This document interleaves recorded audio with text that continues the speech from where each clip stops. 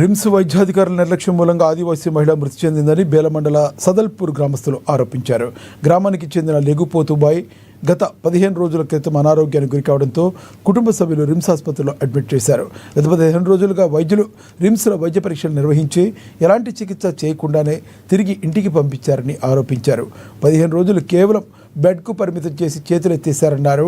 గిరిజన మహిళకు వైద్యులు ఎంఆర్ఐ స్కానింగ్ చేస్తే వ్యాధి నిర్ధారణ అయ్యేదని, కానీ రిమ్స్ వైద్యులు ఎలాంటి ప్రయత్నం చేయకుండానే డిశ్చార్జ్ చేశారన్నారు. దీంతో ఆమె నిన్న రాత్రి ఇంటి దగ్గర మృతి చెందిందని గ్రామస్తులు ఆవేదన చేశారు. రిమ్స్ వైద్యులు సరైన వైద్యం అందించి ఉంటే పోతుబాయ్ బతికి ఉండేదని అన్నారు. నిర్లక్ష్యంగా వ్యవహరించిన రిమ్స్ వైద్యులపై కలెక్టర్ చర్యలు తీసుకోవాలని డిమాండ్ చేశారు. మృతి చెందిన కుటుంబానికి ప్రభుత్వం 10 లక్షల రూపాయల ఎక్స్గ్రేషియా ఇవ్వాలని కోరారు.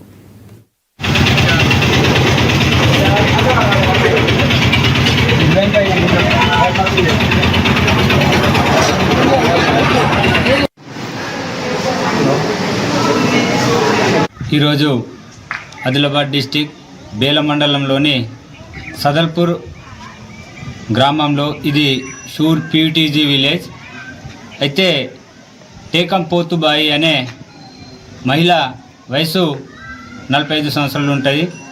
గత కొన్ని రోజులుగా అనారోగ్యంతో బాధపడుతూ గత 15 రోజులు కూడా రిమ్స్లో అడ్మిట్ అయి ఉండి అక్కడి డాక్టర్లు, డైరెక్టర్ నిర్లక్ష్యమో మరి గవర్నమెంట్ నిర్లక్ష్యమో కానీ అక్కడ వాళ్ళ యొక్క నిర్లక్ష్యంతో ఆమె ఈరోజు నిండు ప్రాణాలను కోల్పోవడం జరిగింది.